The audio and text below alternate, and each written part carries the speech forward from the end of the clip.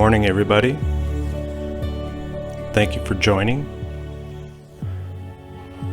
Today I wanted to go over a few videos of mine previously recorded based on the 1898 Trans-Mississippi and International Exposition in Omaha, Nebraska. Construction began in October of 1897.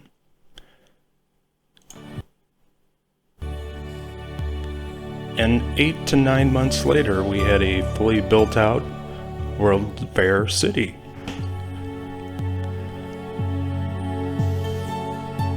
In the beginning, there was just untouched bluff land.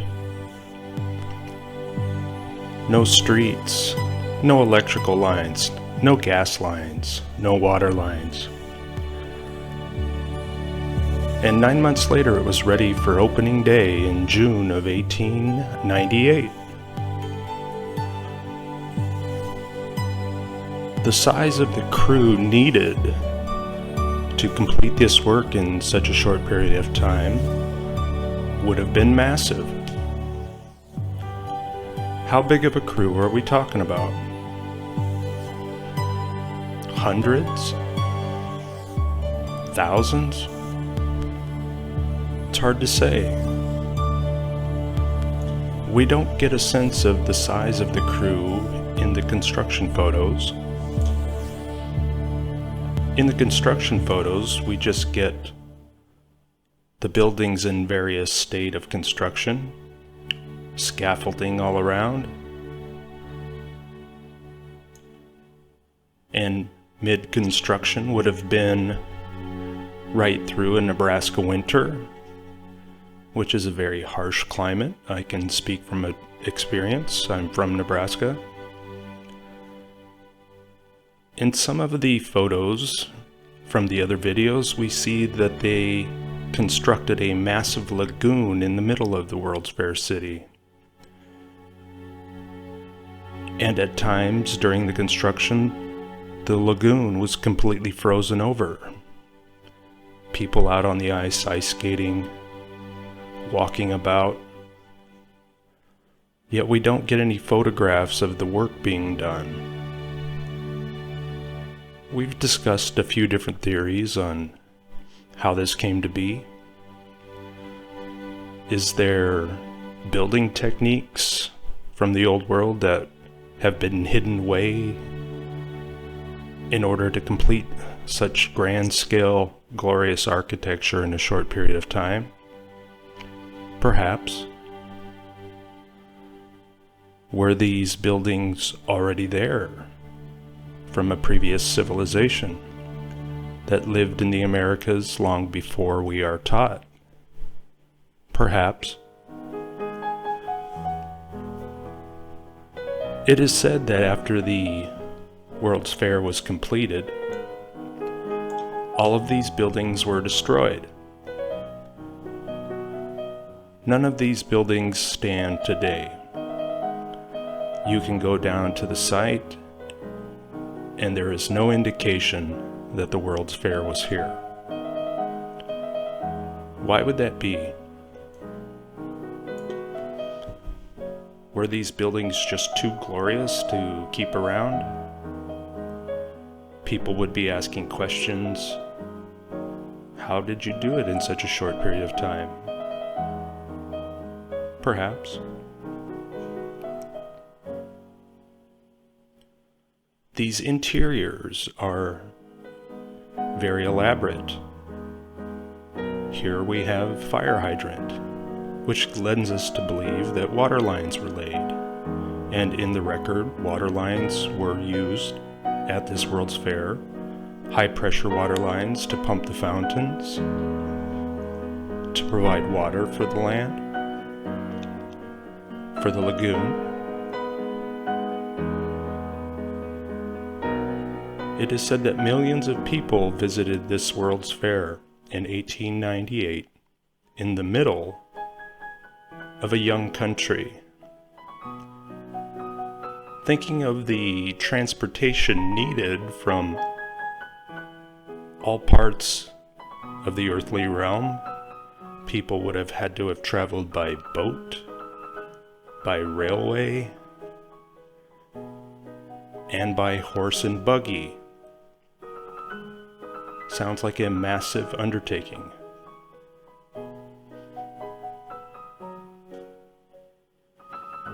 What it would have been like to walk through there, I often ponder.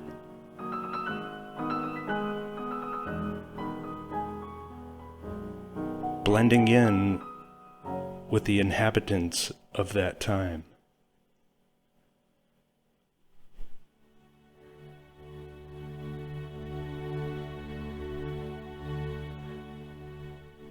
Now we know that there were other peoples in this land that were advanced,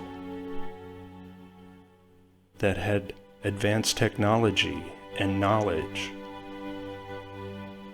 who were in tune with this realm and the frequencies that it emits. We get the sense that the Moors were here long before we are taught. Are the Americas and the inhabitants much, much older than what we are taught in the mainstream narrative? Yes, I do believe. How old was their civilization? I believe it's very old.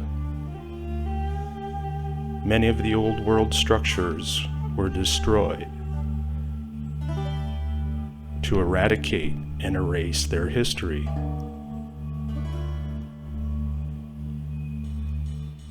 Resetting the civilization of the Americas and introducing a new population to the land who are indoctrinated into the new ways and are taught that the old ways are fictional.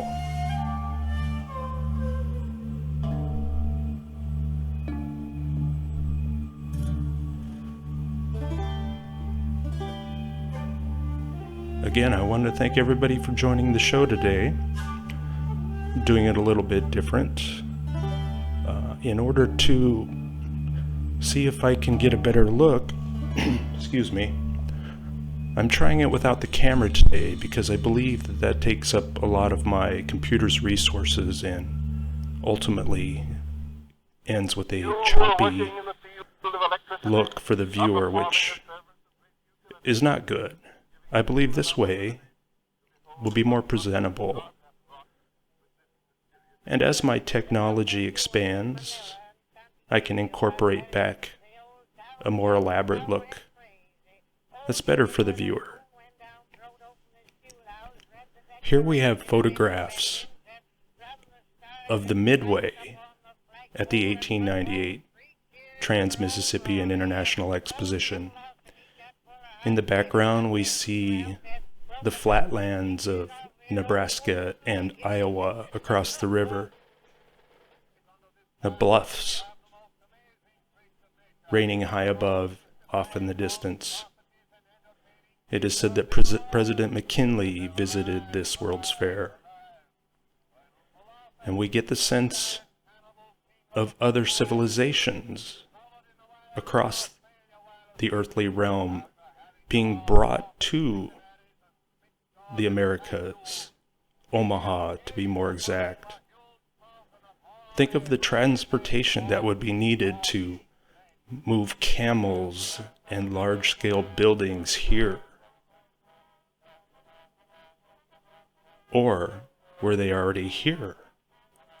And these buildings were here, and they lived and existed here.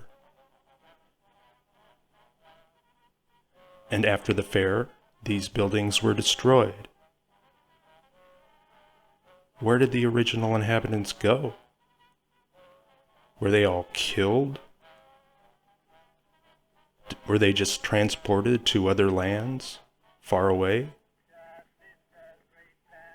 Or were they just incorporated back into the new society that was created? We get the sense that there were many different nations represented at this World's Fair. Were the Americas actually the crossroads of many old world civilizations? And they lived in harmony with one another and the realm? We do get that sense. Here depicted is the old plantation, depicting those of color. According to the mainstream narrative, the black man was brought to the Americas from Africa on board ships. Others in their research have showed that the black man was already in the Americas before the Christopher Columbus story, and that they had an advanced civilization, very deep in rich culture throughout the Mississippi Valley. The Olmecs, large artistic figures found, show that the black man was in the Americas long, long before what we are taught.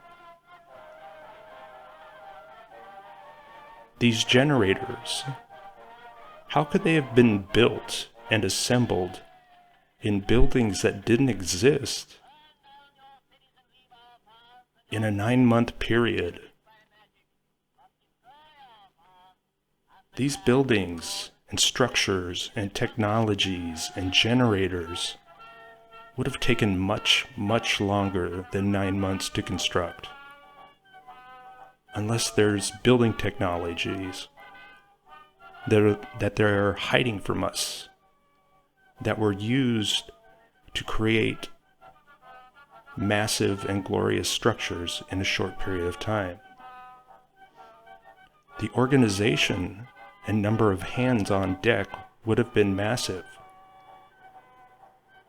If that's the case, why don't they show us?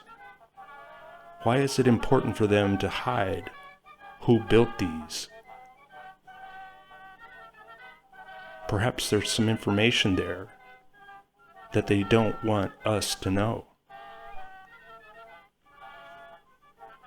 If you take any one building in particular, how long would it take to build that building in 9 months? How big would your crew be? Think of all the things that need to go into it. The foundations, water, gas, electric. And that's just one building. We're talking dozens and dozens of buildings. The army of people, of construction workers, of architects would be massive. They would have had to have lived nearby on campgrounds or building sites or tents. So there was organization here that is outside the mainstream narrative. So as they introduce the new population into these places, they tell them that they were just freaks of nature, of carnival-like places that don't really exist. And they overexpose the new arrivals to these places. So as they're familiarize them, as they go throughout their lives after the World's Fair, they're telling themselves that this is possible to build these, that you just throw these things up in a short period of time and you're good. And if you need to tear them down, you just tear them down and build over them. Not a big deal. So other channels have showed that World's Fairs were done throughout the Americas, in Europe, and abroad, and massive amounts of people were brought in, all looking very similar, in very similar clothing.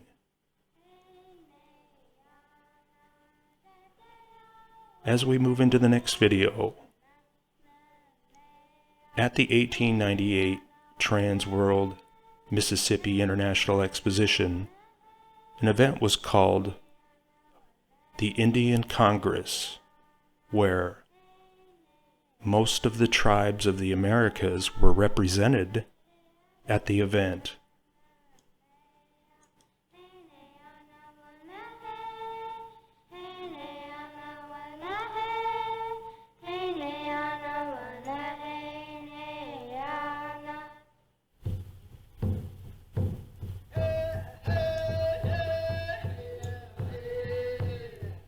Were the Native Americans responsible for the construction of these buildings that we see in the background?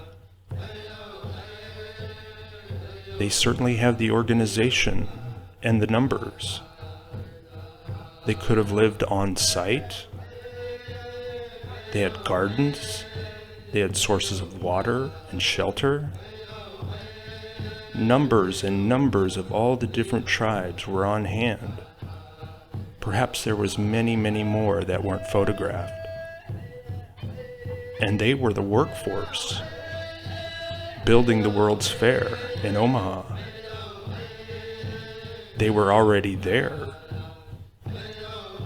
Was the construction completed already?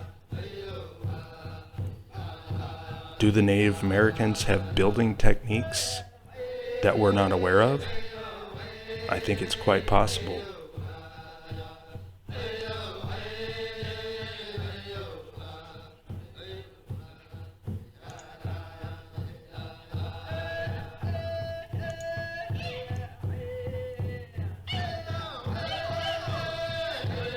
They brought all of their hands from across the land, brought them together as one, and worked on a massive, massive project.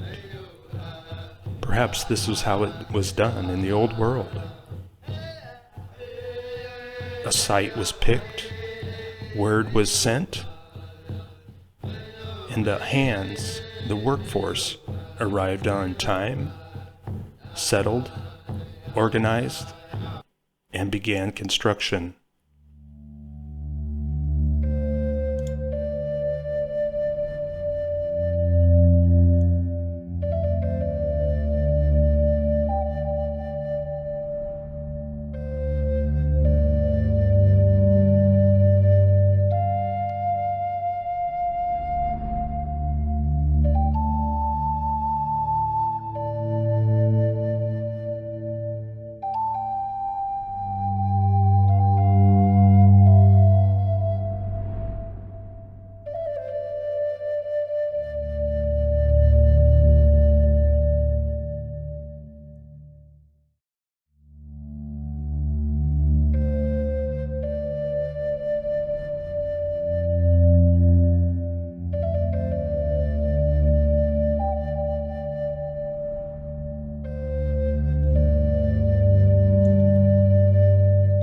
The Native Americans were certainly organized and had the numbers.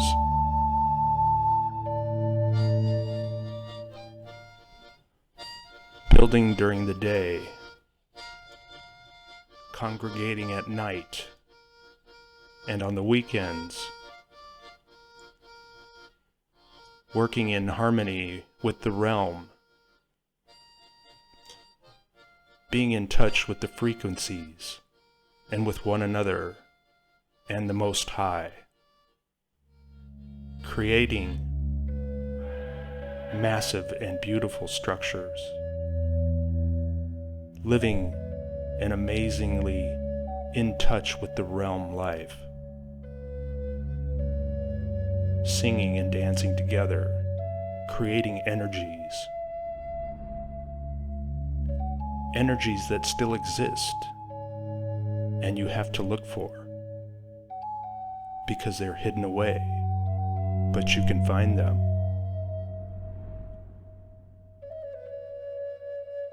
Were the Native Americans and the other peoples that we see, did they build these old world-class,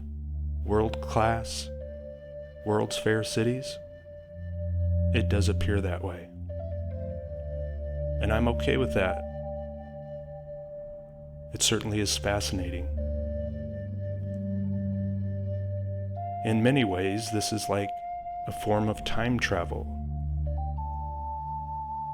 Going back to 1898, placing yourself there with the inhabitants and the activities going on, what that energy must have been like.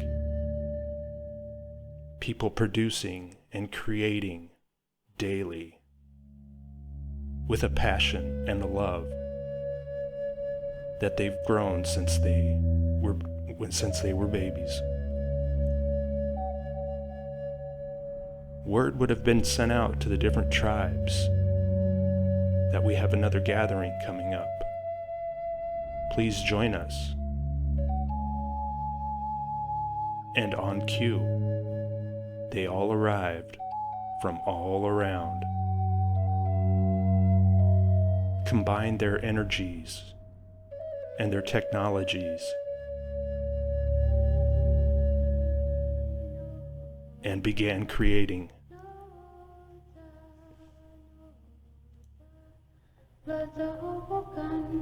Ayang si pakseno lalakahis makedo ayang si baby noza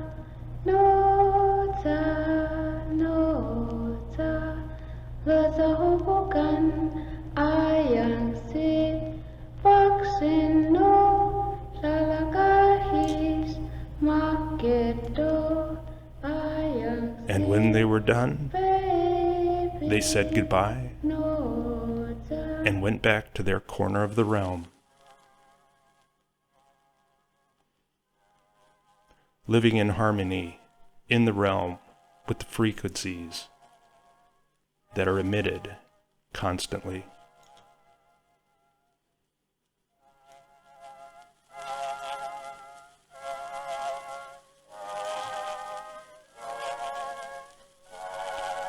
One might say, Bill, what does this have to do with today? Why am I looking back at the old world? Well, I think there are many hints and clues that we can apply in today's world.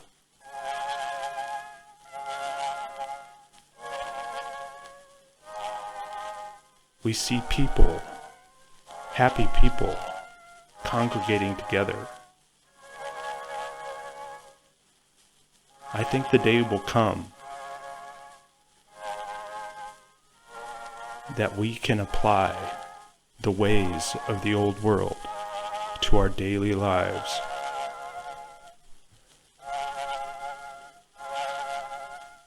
Living simple and happy lives with our neighbors who are also living happy lives.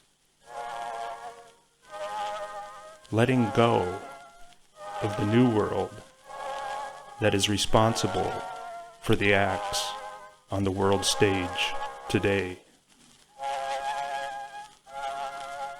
We can disconnect ourselves from this clown world, this clown town that is all around us. But we are winning. There is more of us than them.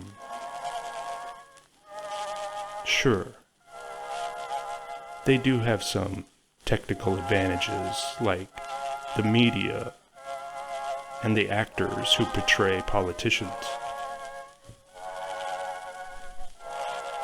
But we are winning. Let's return this realm to its glorious and bountiful ways, that which it was created. Let's harmonize ourselves with the frequencies that are all around us, that can heal us, that can energize us. Love your fellow man and woman.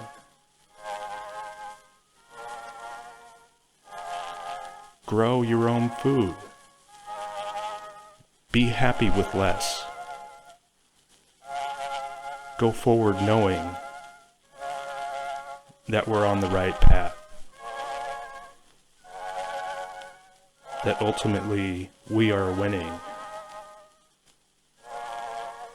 We will be tasked with returning this realm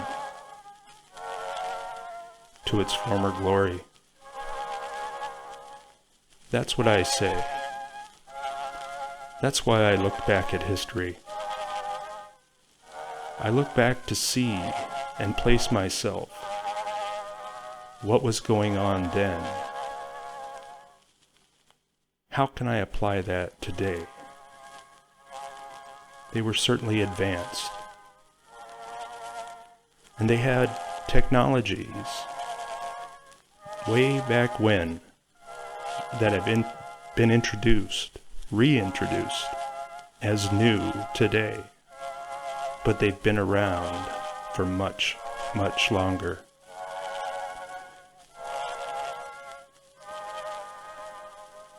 Let's simplify things.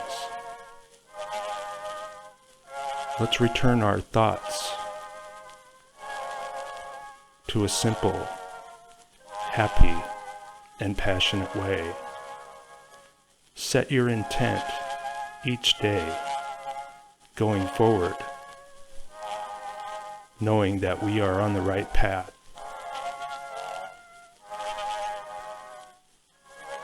And that there is more of us than them, and our family, our community is growing daily. We can try and help our friends and family who are stuck in the matrix. We can save some of them. We can help them disconnect from this new world and the acts on the world stage. Some we cannot help, but that's okay. We move on. We move forward, knowing that we are on the right path.